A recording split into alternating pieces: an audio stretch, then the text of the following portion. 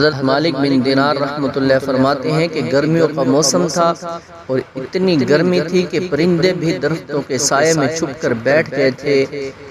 سورج آگ برسا رہا تھا، باہر کوئی ذی روح نظر نہیں آ رہا تھا۔ اتنے میں مجھے کسی ضروری کام کی وجہ سے نکلنا پڑ گیا۔ فرماتے ہیں کہ میں نے دیکھا ایک نوجوان جو دونوں ٹانگوں سے معذور ہے، وہ اپنی سرین کے بل زمین کے اوپر گھسیٹتا آ رہا ہے۔ میں بڑا حیران ہوا۔ جب قریب آیا تو میں نے دیکھا کہ اس کا چہرہ گرمی کی وجہ سے سرخ ہو چکا تھا، کپڑے پسینے میں شرابور تھے۔ میں سلام کیا، اس نے جواب دیا۔ تعارف ہوا، پوچھا کہ کہاں جا رہے ہو؟ جواب دیا میں حج کے لیے جا رہا ہوں۔ میں نے اسے کہا کہ دیکھو تم میرے گھر کے اندر تھوڑا آرام کر لو، جب گرمی ذرا کم ہوگی عصر کے وقت تو پھر چل پڑنا۔ کہنے لگا مالک بن دینار، آپ تو پاؤں کے بل چلتے ہیں، سفر جلدی طے ہوتا ہے، میں تو سرین کے بل گھسیٹ کر چل رہا ہوں، مجھے وقت زیادہ لگتا ہے۔ مجھے ڈر ہے کہ ایسا نہ ہو کہ سفر لمبا ہے، مجھے وقت زیادہ لگ جائے اور کہیں حج کے ایام ہی نہ نکل جائیں، اس لیے میں راستے میں رک نہیں رہا۔ میں نے کہا اے اللہ کے بندے تم رک جاؤ، ہم سواری کا بندوبست کر دیتے ہیں، تم بجائے پیدل جانے کی سواری پر سوار ہو کر چلے جاؤ۔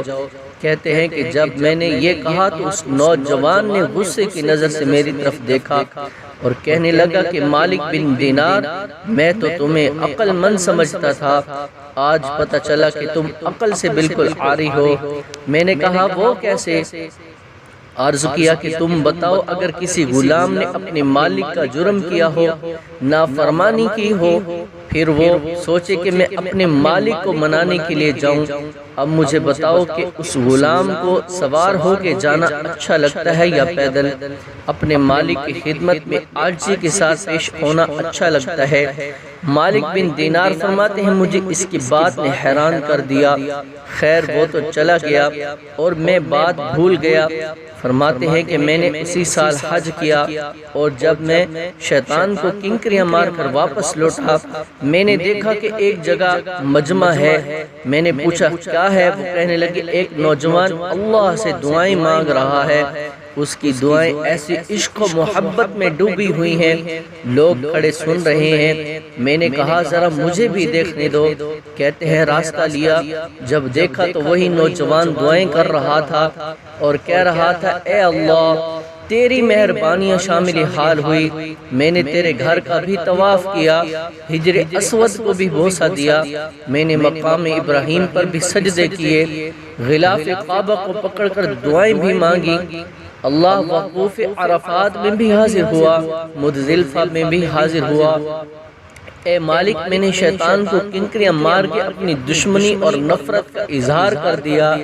اے اللہ اب قربانی کا وقت آ گیا ہے، یہ ارد گرد سب لوگ کھڑے ہیں، یہ جائیں گے اور جانوروں کو قربان کریں گے، اور مالک تو جانتا ہے میرے پاس تو احرام کے کپڑوں کے سوا کچھ اور نہیں۔ اے اللہ آج میں اپنی جان آپ کے نام پر قربان کرنا چاہتا ہوں، میرے مالک میری اس قربانی کو قبول کر لیجئے۔ کہتے ہیں مجمع کے سامنے اس نے یہ بات کہی، کلمہ پڑھا اور اس کی روح پرواز کر گئی۔ اللہ کے چاہنے والے ایسے بھی گزرے ہیں، اللہ کی محبت میں جان دینے والے اور اللہ کے نام پر جان دینے والے۔